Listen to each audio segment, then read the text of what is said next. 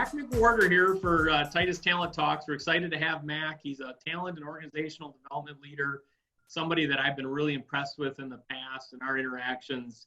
Mac's somebody that's a big believer in behavioral analytics and really understands the power of that, using those types of tools. And so, Mac, we wanted to focus our conversation on behavioral analytics and what are the values and things that you see of why they're impactful in the people strategy process. Well, first, Ben, thanks for having me. Honored to be here.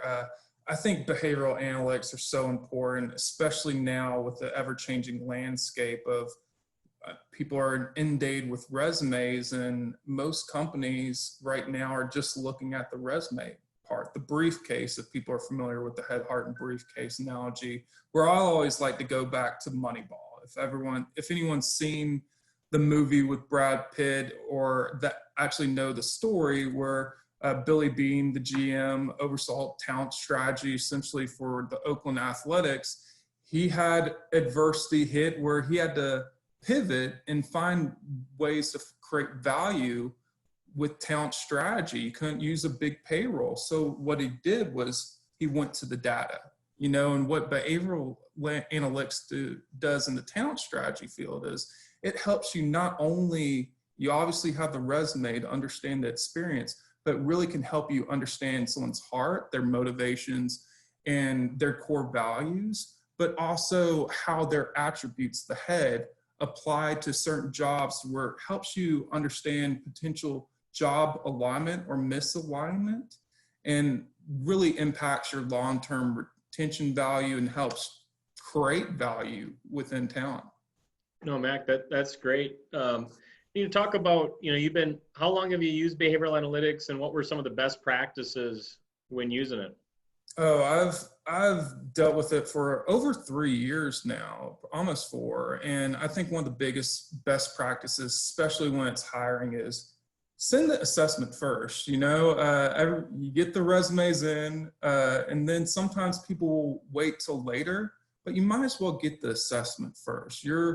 You have about 1/3 of the pie when you're trying to understand a candidate, but get the assessment, especially if you're using Predictive Index, which I know Titus is very familiar with. It only takes 10 minutes to complete a behavioral assessment. It gives you more data to make sure you're getting a proper assessment of a candidate.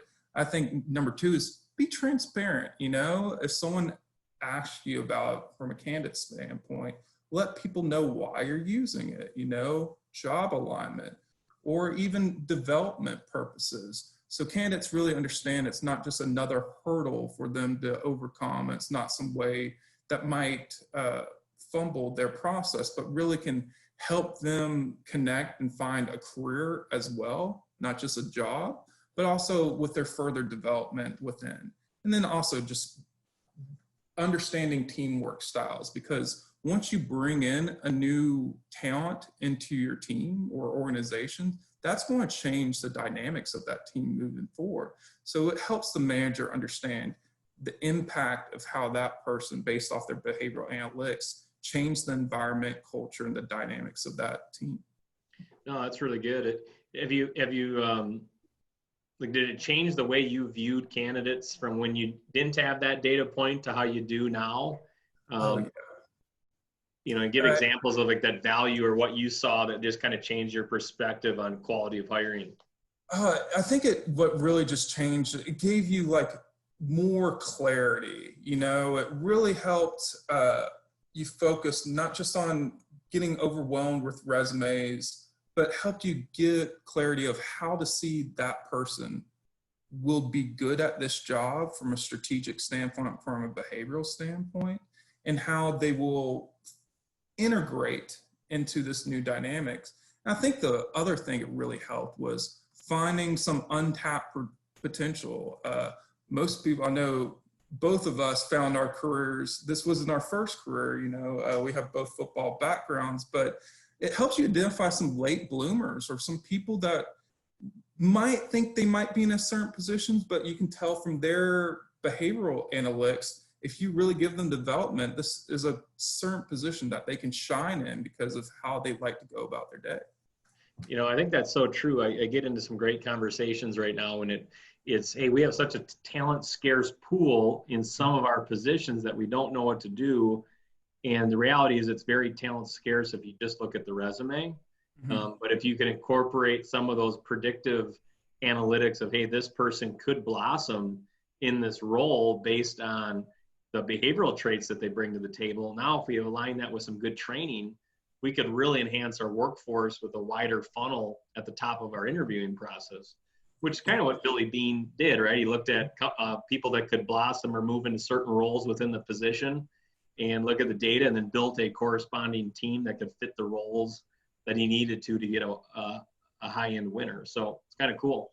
Just to quickly hit on that, for example, for us, a lot of people wanted to get in the pharmaceutical industry and pharmaceutical sales, but they didn't have the experience. It helped us understand people from unique backgrounds that had those behavioral attributes that could fit that role that might not have had the ideal experience, but they can get caught up in the short term. It's so true, right? And then like you kind of, when you fear not doing some of that hiring because you don't have that data point, but when you have that data point, it gives you more confidence then to invest the training time into those type of people and create a wider net of potential top performers. So that's great. How about some pitfalls, Mac? You know, what do people got to know about to do that right? I think the biggest pitfall is just understanding this is not the everything. You know, you need to take into account the resume. Not every single behavioral assessment is going to be perfect, or even if it's perfect, doesn't mean they're going to be a hit, but it's going to really increase your odds on understanding why this person really can match this role. I think another potential pitfall is not understanding extroversion, especially, let's say, for example, with predictive index. It's the one factor that can go back and forth that doesn't cause discomfort. I mean, when you think extroversion, if someone's more social, if they're really curious about a specific topic, sorry about that, then they're going to think a lot more about it. Or vice versa. Someone that's more introverted really loves a certain topic, they're going to want to speak more about that topic. And then finally, not using it for development, you know, or just using it for talent acquisition. This can be actually an attribute to help you in talent acquisition. Explain how you can use it for development, easing people into their careers. No, I think that's really important. You know, we're big believers in, you know, hiring, you know, 1/3 of the process is understanding their hardwiring in their head. But then as you onboard and coach them and performance manage them, that's 1/3 of working with them to be the best employee and best performer they can be is understanding that and coaching them a little bit different than how you coach somebody else. You know, it's understanding the whole person. It's a great tool to increase emotional intelligence amongst your culture as well. No, that's good. Well, hey, Mac, I think you shed some pretty kind of very pointed things right here that I think people should understand behavioral analytics. They should at least study it a little bit or demo it so they know what they potentially could add to their interviewing or development strategy. And I know you're a huge fan of it. So we're glad we could get you on Talent Talks today. Appreciate your time. Honored to be here. Thanks for having me, Ben.